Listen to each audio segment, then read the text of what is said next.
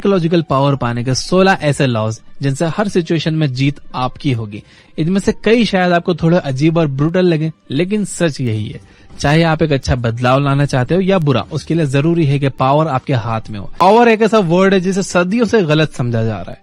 Power कोई post, कुर्सी या सिंहासन का होना नहीं है, बल्कि पावर की एक बहुत सी सिंपल सी डेफिनेशन है। पावर यानी वो हथियार जिसकी मदद से आप किसी से अपना काम करवा सकते हो, चाहे आप किसी को इन्फ्लुएंस करके अपनी बात मनवाओ या किसी को डरा कर। दोनों ही सूरतों में आपने पावर का इस्तेमाल किया है। एक देश चलाने से लेकर घर चलाने तक हर ह्यूमन इंटरेक्शन में पावर का इस्तेमाल होता है। अगर आप हर जगह एक कंप्लीट विन विन सिचुएशन चाहते हो तो आपको पावर की पूरी समझ होना बहुत जरूरी है। तो आज की इस वीडियो में हम 16 साइकोलॉजिकल लॉज ऑफ पावर देखेंगे और इसमें हमारी मदद करेगी रॉबर्ट ग्रीन की बेस्ट सेलिंग किताब द 48 लॉज ऑफ पावर। तो चलिए शुरू करते हैं। Number 1, let your absence feel. अपनी कमी का एहसास करवाओ। सुरेश फैक्ट्री में मन लगाकर काम करता था क्योंकि उसके मेंटर ने कहा था कि हार्ड वर्क पेज ऑफ, लेकिन उसका प्रमोशन तब भी नहीं हुआ, ना ही कोई स्पेशल हाइक मिला, जबकि फैक्ट्री के काम का सारा ट्रबल शूट वही करता था। यानी अगर वो ना हो तो बहुत परेशानी हो सकती थी। वो हार के अपने मेंटर के पास गया और मेंटर ने उससे कहा कि तुम ये तो जानते हो कि हार्डवर्क का फल जरूर मिलता है, लेकिन ये नहीं समझते कि वो फल तभी मिलता है जब आपका हार्डवर्क किसी को दिखे। जाओ कुछ दिन की छुट्टी ले लो, फिर देखो। उसने ऐसा ही किया। उसके एब्सेंस में सबको रियलाइज हुआ कि सुरेश कितना काम करता था। उसको कंपनी की तरफ से तुरंत प्रमोशन और हाइक दोनों मिला। चाहे आपका घर हो, सोसाइटी हो या आपका वर्क प्लेस, अगर आप लोगों को अपनी वैल्यू का एहसास करवाना चाहते हो तो अपनी एब्सेंस फील करवाओ। Number 2, stand about the crowd. भीड़ में अलग दिखो। आप भी लेट नाइट्स करते हो, टारगेट्स भी पूरे करते हो, तो क्या वजह है कि आपके कलीग को प्रमोशन मिल गया और आपको नहीं? क्योंकि उसका काम बॉस को दिखा और आपका नहीं दिखा। पावर और सक्सेस पाने के लिए जितना जरूरी अच्छा काम करना है, उतना ही जरूरी अपने काम को एक्नॉलेज करवाना भी है। ऐसे में बहुत जरूरी है कि आप भीड़ से अलग दिखो। हिंदी में एक मशहूर कहावत है कि जंगल में मोर नाचा किसने देखा।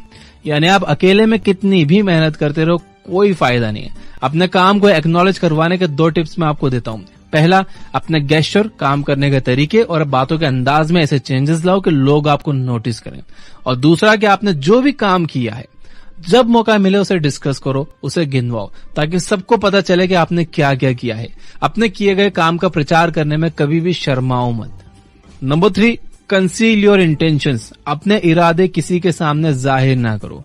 अंग्रेज हमारे देश में बिजनेस करने आए थे और राज करने लगे। सोचिए अगर उनके इंटेंशंस उस समय के लोगों को पहले से पता होते तो क्या हम सैकड़ों सालों तक गुलामी की जंजीरों में जकड़े हुए होते? शायद नहीं। जब तक किसी को आपके इंटेंशंस नहीं पता, तब तक डीलिंग पावर आपके हाथ में होती है। अपनी डेली लाइफ में कई बार हम इस बात को रियलाइज नहीं करते और घाटा खा जाते हैं। जैसे आप कार खरीदने गए, आपको कार बहुत पसंद आई और आपने उसे लेने का मन बना लिया। अब 2 सिचुएशन हो सकती है। पहली, आपने एक्साइटमेंट में सेल्समैन को ये शो कर दिया कि आप उसे खरीदने के लिए कितने डेस्परेट हो, आपको कितनी ज्यादा वो कार पसंद आई है। ऐसे में सेल्समैन इसका एडवांटेज ले सकता है और हो सकता है कि वो प्राइस बढ़ा दे या आपको कोई अच्छा डिस्काउंट ना दे। दूसरी सिचुएशन ये है कि आपने सस्पेंस बरकरार रखा है, आपने ये रिवील नहीं किया कि आपको कार कितनी ज्यादा पसंद आई है। इस बार डीलिंग पावर आपके हाथ में रहेगी और डील क्रैक करने के लिए वो आपको मैक्सिमम पॉसिबल डिस्काउंट देगा।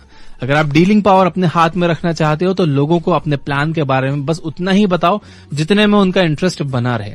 अपने रियल इंटेंशन को कभी भी किसी के सामने जाहिर मत करो। जब सामने वाले को पता ही नहीं होगा कि आप क्या करने वाले हो तो वो अपने लिए डिफेंस प्रिपेयर कर ही नहीं पाएगा। लड़ाई हो या मार्केट हो या खेल, ओपोनेंट को सरप्राइज करके जीतना आसान हो जाता है और मजा भी आता है। Number 4, mind your words, always say less than necessary. Year 1825 में जार निकोलस फर्स्ट रूस के नए रूलर बने। उनके गद्दी पर बैठते ही देश में विद्रोह भड़क गया और लोग गवर्नमेंट की पॉलिसीज के खिलाफ हो गए। उस समय के प्रोमिनेंट लीडर और इंटरनेशनली अक्लाइम पोएट कोंद्रात्यव रिलेव को सैनिकों ने पकड़ लिया और उन्हें फांसी की सजा सुनाई गई। जैसे ही उन्हें लटकाया गया, रस्सी टूट गई और कोंद्रात्यव रिलेव जमीन पर गिर गए। उन दिनों ऐसे इंसिडेंट्स को ईश्वर की मर्जी समझकर अपराधी को माफ कर दिया जाता था। जैसे ही रस्सी टूटी, रिलेव भीड़ की तरफ भागे और उन्होंने कहा कि देखा हमारा देश कितना पिछड़ा है, रशियंस एक ढंग की रस्सी तक नहीं बना सकते। जब ये बात जार निकोलस को पता चली तो उन्होंने उसके माफीनामे के आदेश को फाड़ दिया और अगले दिन ठीक उसी समय उसे दोबारा फांसी लगाई गई और इस बार रस्सी नहीं टूटी। तो देखा आपने कैसे बड़बोलापन किसी की जान तक ले सकता है। उस टाइम अगर रिलेव चुप रह जाता तो उसे माफ कर दिया जाता और वह बाहर निकलकर दोबारा अपने मूवमेंट को आगे बढ़ा सकता था। आमतौर पर हम सबके साथ ऐसा होता है, भावनाओं में बहकर कभी खुशी में तो कभी गम में हम कई ऐसी बातें कह जाते हैं जिससे हमें आगे जाकर प्रॉब्लम्स फेस करना पड़ती हैं। इसके अलावा आप जितना कम बोलोगे आपके वर्ड्स की कीमत उतनी ज्यादा बढ़ेगी। कई लोग बातों बातों में कुछ सीक्रेट रिवील कर देते हैं या ऐसे कमिटमेंट्स कर देते हैं जिन्हें वो पूरा नहीं कर सकते और बाद में पछताते हैं। इसलिए जब जरूरत हो तभी बोलो और सोच समझ कर बोलो, ताकि आपकी एक एक बात में वजन हो, तभी लोग आपको सीरियसली लेंगे। नंबर 6, एक्शन से जीतो, आर्गुमेंट से नहीं। जूलियस सीजर 14 ने अपने इंजीनियर को बुलाया और कहा कि वो अपने नेवी में नई शिप इंट्रोड्यूस करवाना चाहते हैं। साथ ही उन्होंने इस शिप से जुड़ी अपनी एक्सपेक्टेशंस भी उसे बताई। इंजीनियर को उनकी एक्सपेक्टेशंस अनरियलिस्टिक लगी और वो उनसे आर्गुमेंट करने लगा। घंटों चले आर्गुमेंट के बाद राजा इतने गुस्से में आ गया कि इंजीनियर को 1 साल की कैद की सजा सुना दी। कितना अच्छा होता अगर वो सीधे काम पर लग जाता और अपने एक्शंस के जरिए अपनी बात प्रेजेंट करता। आप चाहो तो किसी भी बात पर घंटों आर्गुमेंट कर सकते हो या फिर सीधे अपने एक्शन से अपना पॉइंट प्रूव कर सकते हो। आर्गुमेंट में जीत हासिल करके हो सकता है कि आपके दिल को तसल्ली मिल जाए, पर असल में आर्गुमेंट जीतने से किसी को कुछ हासिल नहीं होता। उल्टा इससे आपके रिश्ते और रेपुटेशन खराब होते हैं। तो फैसला आपका है, आर्गुमेंट में पढ़कर सब कुछ खोना चाहते हो या इसे अवॉइड करके अपने एक्शन से अपना पॉइंट प्रूव करना चाहते हो। नंबर 6, दोस्तों से ज्यादा दुश्मनों पर भरोसा रखो। इतिहास गवाह है कि हर बार पीठ में छुरा अपनों ने ही मारा है। वो इंसान जिस पर हम आंखें बंद करके भरोसा करते हैं, एक दिन वही हमारे डाउनफॉल का कारण बनता है। इसलिए रॉबर्ट ग्रीन कहते हैं कि जब बात किसी रिस्पॉन्सिबिलिटी की आए तो दोस्तों से ज्यादा अनजान या आपके पुराने दुश्मन रह चुके लोगों को देने में समझदारी है। ऐसा क्यों? क्योंकि जैसे ही आप किसी पर भरोसा करते हो तो आप उसे अपने सीक्रेट्स बता देते हो और उसे आपकी वीकनेस पता चल जाती है। तो ये तो जग जाहिर है कि कंपटीशन, लालच और जलन दोस्तों और रिश्तेदारों के बीच सबसे ज्यादा होती है। इसलिए दोस्तों के साथ डील करने से आपके धोखा खाने के चांसेस बढ़ जाते हैं।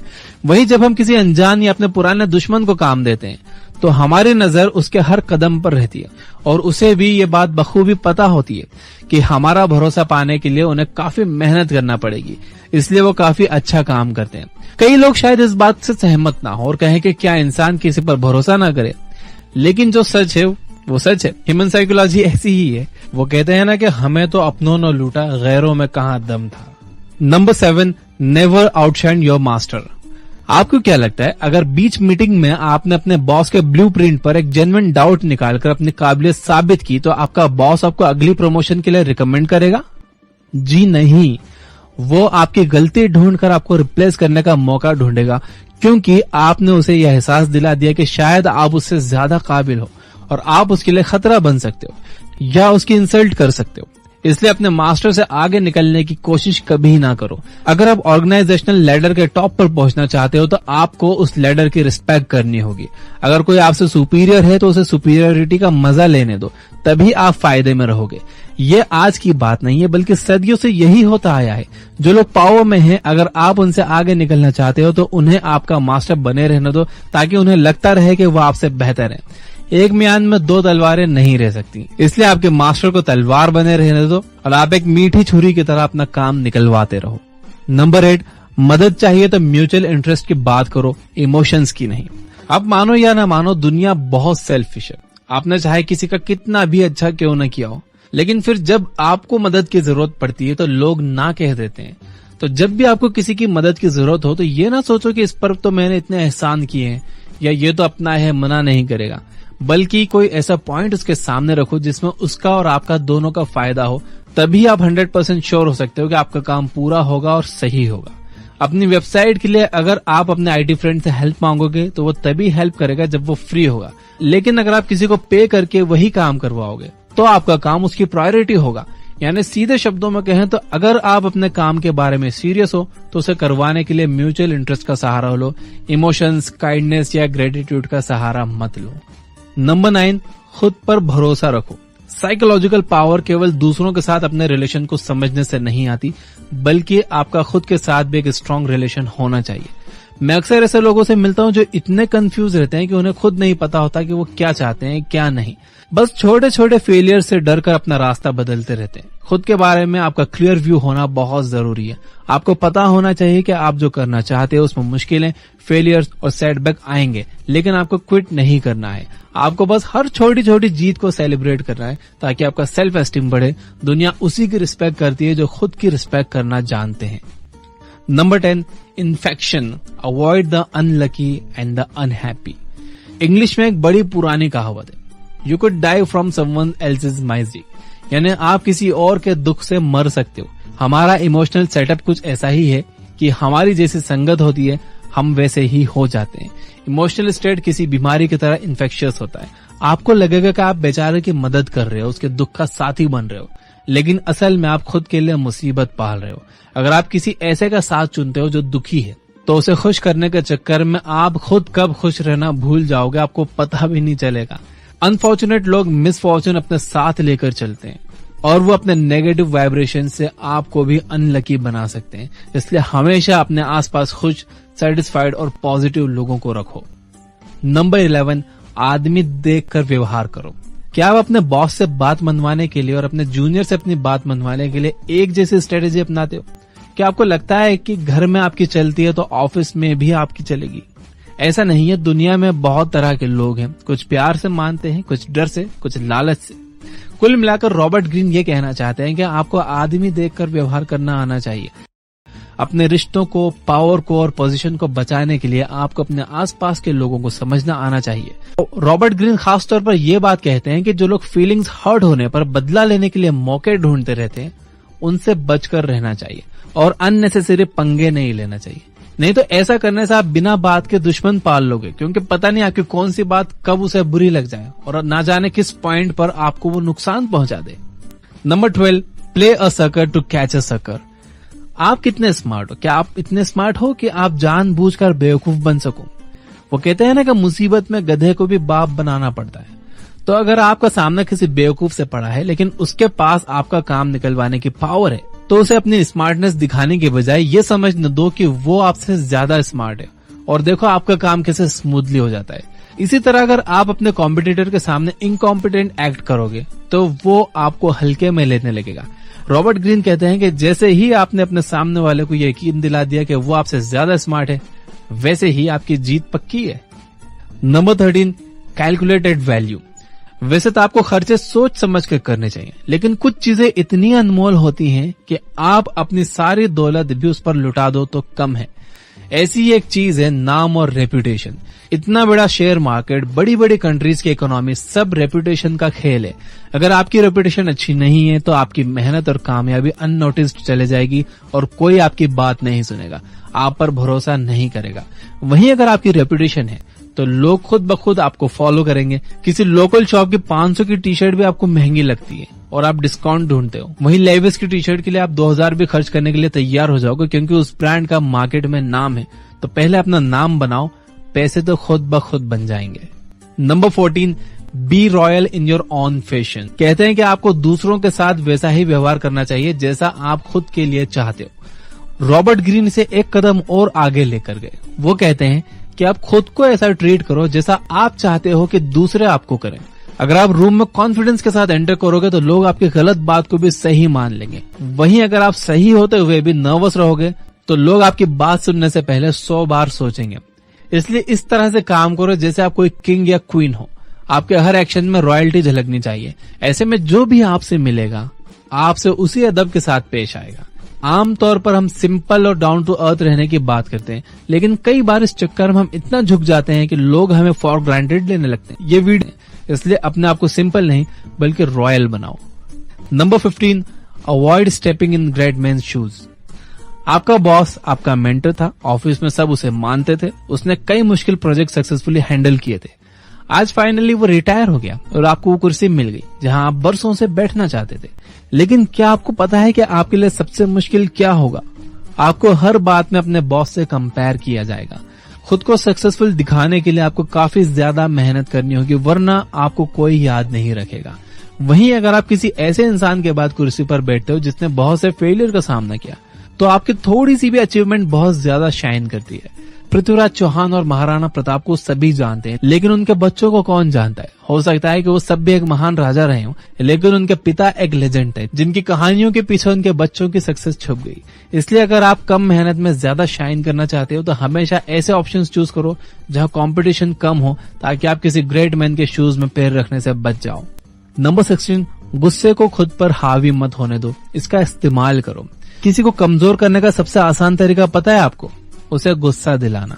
गुस्से में अक्सर इंसान अपने सोचने समझने की ताकत खो देता है, उसके एक्शंस इम्पल्सिव हो जाते हैं। अगर आपको छोटी छोटी बातों पर गुस्सा आता है तो आपको लाइफ में इसका काफी खामियाजा भुगतना पड़ सकता है। अगर किसी ने भी ये अंदाजा लगा लिया, उसे ये पता चल गया कि आपको किन बातों पर गुस्सा आता है, तो बड़ी आसानी से वो आपकी नब्ज पकड़ लेंगे और आपको गुस्सा दिलाकर आपका ध्यान भटका देंगे, आपको कमजोर कर देंगे। इसलिए गुस्से जैसे स्ट्रांग इमोशन को अपने सक्सेस के रास्ते में मत आने दो। अगर किसी ने आपके साथ कुछ बुरा किया हो तो भी गुस्सा जाहिर करने की जगह शांति से काम लो और समय आने पर उसे अपने तरीके से जवाब दो। तो दोस्तों, ये तो साइकोलॉजिकल पावर पाने के 16 ऐसे लॉज जिनसे हर सिचुएशन में जीत आपकी होगी। इनमें से कई शायद आपको थोड़े अजीब और ब्रूटल लगे, लेकिन सच यही है। चाहे आप एक अच्छा बदलाव लाना चाहते हो या बुरा, उसके लिए जरूरी है कि पावर आपके हाथ में हो। आप दुनिया की मदद तभी कर सकते हो जब आप खुद की मदद करने के काबिल हो। इसलिए पहले पावर को अपने हाथ में लो, फिर दूसरों का भला करने की सोचो। वीडियो बनाने में बहुत मेहनत की, तो इसे प्लीज लाइक जरूर करना। सब्सक्राइब नहीं किया हो तो सब्सक्राइब कर लेना, घंटी वंटी नहीं दबाई हो तो दबा देना। मैं आपको एक बायोग्राफी सजेस्ट करना चाहता हूँ, beyond the last blue mountain by R.M. Lala.